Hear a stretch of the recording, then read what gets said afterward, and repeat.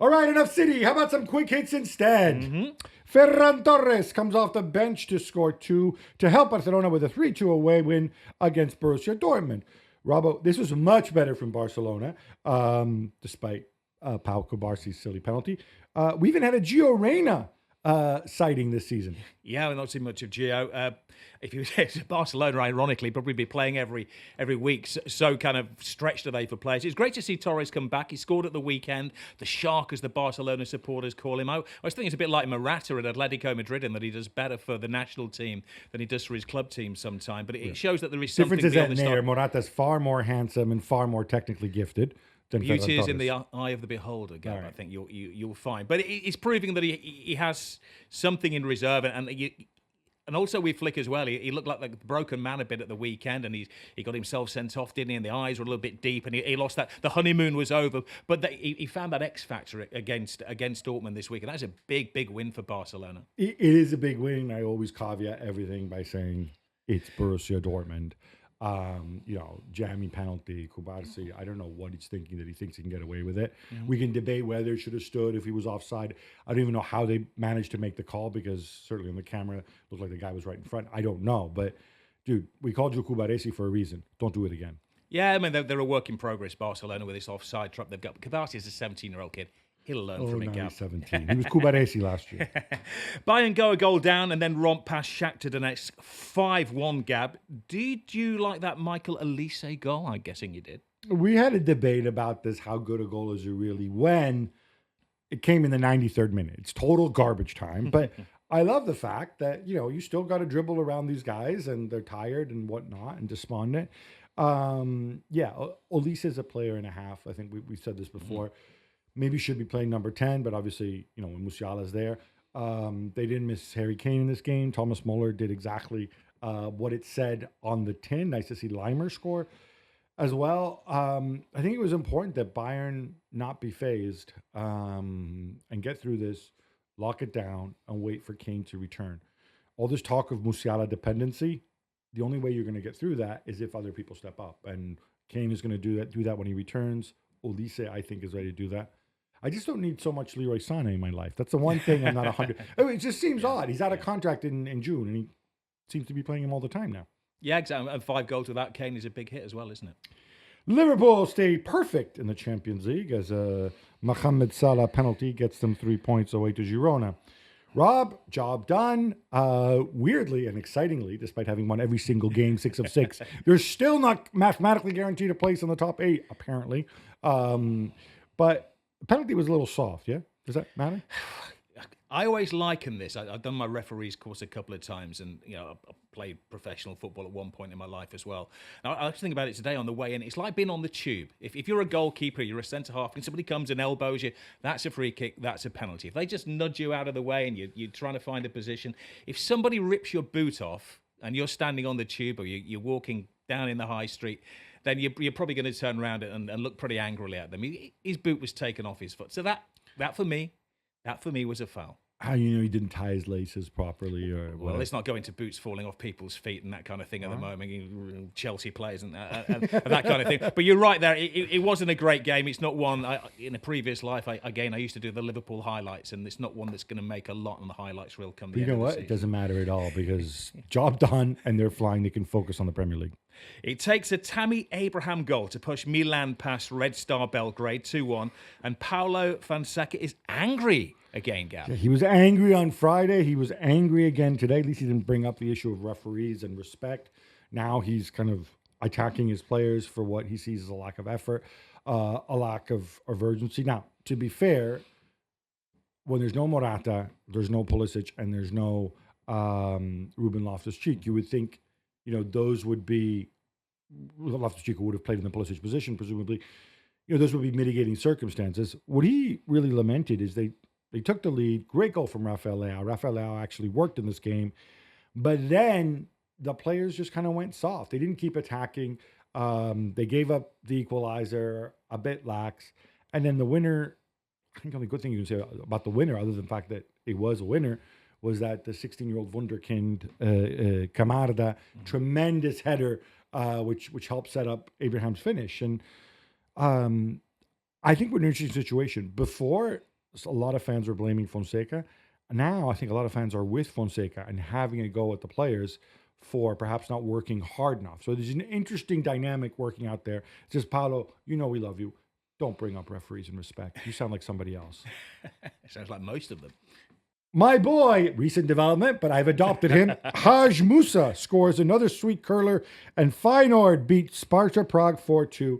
Rob, a lot of firepower in that team, but maybe they need to do a better job of kind of like, you're 3-0 up. Hey, don't let the other team get into it. Yeah, I mean, let's be honest. You set me a little bit of homework here. I'd never heard of this guy until yesterday, and I, you do the YouTube thing. I looked at the game as well, looked at his background, and he's a player, isn't it? And he's a late developer, 23 years of age, playing in the Belgian second division. It shows that there are diamonds out there to be mined as well. And again, a brilliant goal. And again, I think his agents are over here, and they're getting a little bit busy and getting his name in the papers, and maybe they've just inserted they're paying me to talk yeah, about exactly. I was going to say maybe inserted it into this script that didn't seem to be there last night. Maybe you met him on the flight back from Bergen. I don't know. But, What about the little shimmy? And that, see, for me, because we had this debate in the ESPN offices last night about what the better curler was. I know you're a Julian Alvarez guy. I like Alvarez. Yeah, I like Alvarez. But who had the better curler? Oh, it was a great goal. As Musa, it was it was flighty. And a little touch out of his feet as well. Goalkeeper saw it late. Yes, it was perfection. Rob, we're not done because we have more quick hits. Okay, let's go. Arsenal roll past Monaco 3-0 as Bukayo Saka scores 2.5 goals. Yeah, why don't we give him a half for the third one? Rob, Gabriel Jesus got a rare start in place of Havertz and looks good, at least in terms of getting chances. Yeah, everything is healthy, isn't it, at Arsenal? The fact that you got someone like Jesus who's sitting in their reserve. Havertz came on, looked good. And I'm going to argue now that Saka, I think there's various classes in football. There's kind of Premier League class, there's international class, which I don't doubt that Saka is, but I think Saka is getting very close to being world class when he can do that on a Champions League stage like that. And he is looking sensational. Everything's so healthy at Arsenal. Saka is definitely world class. I don't think there's any question there. Gabriel Jesus, I was interested in. I'm still not sold. I don't think he's a viable center forward alternative to Havertz, despite the fact this was a game in which he played well, despite the several chances he fluffed. Monaco were poor. In Monaco's defense, and I can't believe I'm defending somebody. Didn't have much of a defense, did they? Well, I can't believe I'm defending somebody named Adolf. But they had 2 players suspended, plus Zakaria injured. Plus, I mean, they have a lot of guys out. Arsenal guys out too, but I think that really affected them and in the way they play. Absolutely. It was a wild one in Bergamo, and Kylian Mbappe went off early, but Real Madrid got all 3 points with a 3-2 win. And Gab, you were there. It was a fantastic game. Just so much end-to-end stuff. In the end, you can look at it both ways, right? So the good thing for Real Madrid is all their superstars, although their bigger superstars scored. Mbappe, Vinicius, who, by the way, had an incredible 40-yard pass for Bellingham's goal, because Vinicius can do that too. He's not just a guy who stands out on the wing and runs. And I wonder, can you think of more creative ways maybe to use Vini to unlock his full potential, if that helps you with Mbappe? That's the good news for Real Madrid and the 3 points, because they were in a pretty sticky situation before that. On the flip side, Atalanta, I thought they had like a 3.3 expected goals. They outshot Real Madrid 20-10. Ederson, for me, again, I can't think of too many players in his position who are better than him in the world right now. He's just an absolute monster. Ademola Lookman as well. And in the end, it came down to Retegui with a miss of the season contender. So kudos to Atalanta. Real Madrid, you got it over the line. You got star power, and you also have a lot of grit, a lot of personality. I love Lucas Vazquez at the end. It's like the 3rd minute of injury time. He runs into Kosunud and throws himself to the ground, for which he got booked for feigning injury, just to eat up the clock. Win by any means necessary. Now we wait for news of Mbappe. In some ways, maybe not a tragedy if he takes a little bit of time off, even though in the half hour he's on the pitch, I thought he looked good. Yeah, and then the latest news is that he might be a strain. They did that to Bellingham at the weekend when they thought he might be coming off as well. So let's hope that it's just a precaution, because he's down to the bare bones, isn't he? Ross Barkley, of all people, scores the winner as Aston Villa win 3-2 away to Leipzig, who remain on 0 points. Rob, Villa are third. Joint third, but third nonetheless. Could you imagine predicting this back at the start of the Champions League, that the Leipzig would be out, that you'd be smiling at that prospect, and that Villa would be third and virtually guaranteed having not to go through the rigmarole of playing at nothing? Nobody knows in this new Champions League format as well. But yeah, they've taken a bit of a hit when it comes to the Premier League recently, Villa, but they've found their way again. Unai Emery is the master of playing European football as well. Maybe this takes him to the next level after all of his success in the Europa League. And people have forgotten about Ross Barkley, that he was still there. And then he comes on and scores this goal. And again, you've got the alternating with the two centre strikers as well, with John Duran coming on and scoring his trademark goal, Watkins getting a goal in the first half as well. And all is very healthy at Aston Villa at the moment. And they are just living the dream, aren't they? It comes late, but Inter finally concede a goal in the Champions League as they fall to Bayer Leverkusen 1-0, Gab. This was fully deserved for Xabi Alonso. Yeah, Inter, I thought were really poor. Now, Alonso played the formation that I don't like, the one with Grimaldo and Frimpong playing as wingers and on a back four behind. I don't get it. I know they've got players out. We saw Nathan Tella again at center forward and Florian Wirtz, but they executed better. Inter really not at the races, and I think really disappointing from Simone Inzaghi. It felt like one of those games where, early in the second half, Inzaghi's like, all right, it's just not working for us. Oh, but look, it's still 0-0. Let's hang in there. And when you do that, you're always at risk, and 3 well-deserved points for Bayer Leverkusen. Atletico de Madrid run past Slovan Bratislava 3-1. Rob, I understand you like what you see from El Cholo. Also, let me check this to you. Our colleague Graham Hunter thinks that Atletico Madrid have the best squad 1-20 in Europe. Is he right? I think he might be wrong, Graham, and I very rarely disagree. I think the 1-25, they've got the best squad in Europe. I'd never disagree with Graham. And he's bang on. Last night I was commentating on the game for the World Feed. They were the only team, I think, of all of the major teams that didn't have to pad out the bench by bringing in a youth player to make up the numbers, as many of the clubs have had to do recently. I think Real Madrid had so a they don't have many injuries, basically. They have no injuries, and everybody's fit. They've got this new kind of trainer guy that's come in. They brought 2 back last night that didn't get on the field of play as well. He's got alternates in every position, a little bit like Chelsea. Maybe on a Thursday night, they can name 2 teams, one in the league. Yeah, but Chelsea's second 11, many of those guys aren't good. I'm sorry. Yeah. Then you get into world of moves. But Atletico, he played. He only made 1 change last night. And he's found this formation. I don't know whether it's going to catch on, Simeone, but he's gone for this 4-4-2 formation. I mean, it's a bit revolutionary. It's original. Yeah, Where did they got that from? Right, Paris Saint-Germain destroys Salzburg 3-0, Gab. It's a bit like their recent outings. They created plenty, but unlike their recent outings, they actually convert their chances. Yeah, look, again, I don't want to be mean to Red Bull, but I will be. This is an embarrassing performance from Salzburg. I think it was like 0.15 XG again. But then again, guess what? Your buddy Pep Lijnders, he's 5th or 6th out of 10 teams in the Austrian top flight. That's just not good when your budget is 10 times everybody else's. Paris Saint-Germain, they're clicking, they're creating chances, they're finishing. Desiree Doué getting the third on the night. They needed this win. They needed this win really, really badly to stay alive, really, in the Champions League. Paris Saint-Germain against Manchester City next. How big is that? Oh, massive, isn't it? Celtic relegation fight. Potentially. Celtic grabbing a waypoint at Dinamo Zagreb in a scoreless draw. Rob, this felt like a must-win for the home team, and it can't lose for Brendan Rodgers.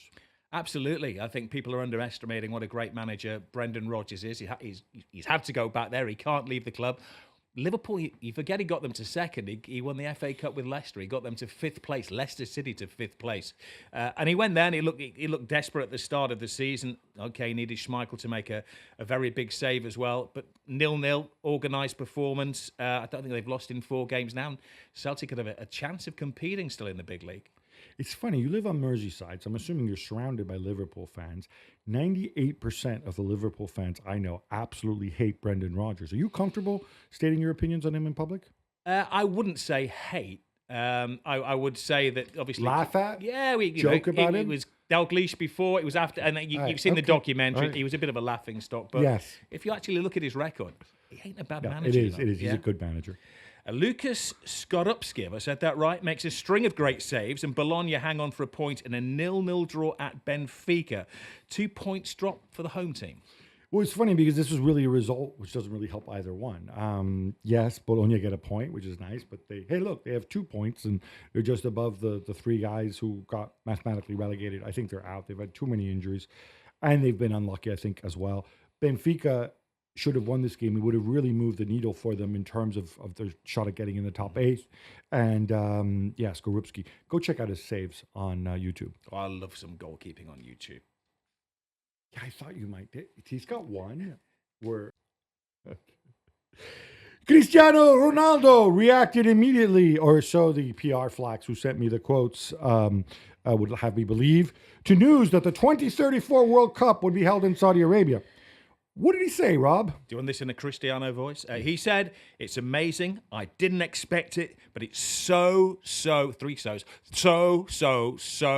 good." 3 so's in there. By the way, that is the Cristiano Ronaldo voice. His accent has evolved into some northern type thing. Yeah. You say the kindest things. Look, what's he going to say? Oh no, I have concerns over human rights or whatever. No, he's not going to say that, right? That's where his bread is buttered. But were you a bit amazed? He says, I didn't expect it. I'm like, how'd you not expect it when they're the only country? I don't think there was a person in the world that didn't expect it. And especially the way they did it. I thought a couple of the tiles were out when they were doing the Zoom call and there's a couple of black bits behind. I thought, oh my goodness, some technician's going to get the sack here. But apparently there are people that abstained as well there. I mean, it was a done deal with everything that is going on behind the scenes as well. I don't have an issue. He's paid a lot of money to be there. Maybe this is what he really, really believes.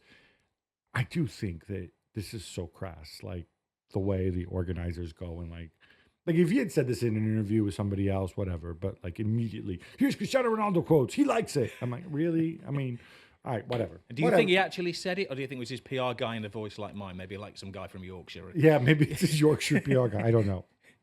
Right, Gab, the hearing into Manchester City's charges, which are now 130, not 115, by the way, is reportedly over. Does this mean we're going to get a verdict by Christmas, Gab? No, because lawyers get paid by the hour, right? They're going to stretch it out, yeah. No. There's not going to be any Christmas present here by all indications. I mean, the reality is we just don't know because it's just so secretive. Remember, they wouldn't even confirm that Premier League was investigating Manchester City because whatever. I've spoken about this. It's so dissatisfactory the way the whole process, just in terms of transparency, just in terms of City fans and Premier League fans in general, with the right to know what is going on. And you thought it might have gone the other way, that they might have kind of dropped a few or reduced a few or kind of bundled them together, but to actually expand them. 115 is what was reported initially, and then others have come out and said, no, there's actually 130. Anyway, it doesn't matter. I think a lot of them are kind of repetitive and redundant. What matters is what the outcome's going to be. And here's the thing. Sports lawyers say, but I always wonder if they're just guessing, I think in January we'll get the verdict. Mm-hmm. But you know what? It doesn't really matter because whatever the verdict is, we're led to believe the Premier League, if City are cleared, the Premier League are going to appeal it, very likely. Mm-hmm. And if they're found guilty, City will appeal it. So I think the only way is if it's some sort of milquetoast, minor punishment, admission of guilt, but not really, really severe punishment, which then maybe other people might sue the Premier League over it. I don't know. And the process, I think this issue won't get resolved. But could you imagine if it's a points thing? I mean, they could do it and say, right, this is it. It's a points deduction, and then they'll argue like Everton did and Nottingham Forest did. But if it's a points thing, does that mean that City are then playing survival football? No, if it's a points deduction, City are going to appeal it, and City are going to say, no, we want our hearing for next season. And I think you would have a very strong case, right? If you have a right to an appeal, you can't implement. I mean, I think the situation last year with Everton and Forest was a bit different because there was a process which was more or less transparent, and it was just an accounting thing, and they would argue over it, and then they would give you their reasons for it. Here, everything is shrouded in secrecy, so that makes it more frustrating. So, no, we won't have a Christmas present for the football finance. And lawyers get probably double pay over Christmas like other people. Yes, no question about it. Lord Panic, who seems to be arguing 3 different cases at once, I'm sure he's sitting pretty. This brings us to an end. Robbo, thank you so much for coming on. Jules is going to be back on Monday. I suspect we might talk Manchester Derby. Maybe, possibly. Until then, love your neighbor, love the game, love yourself.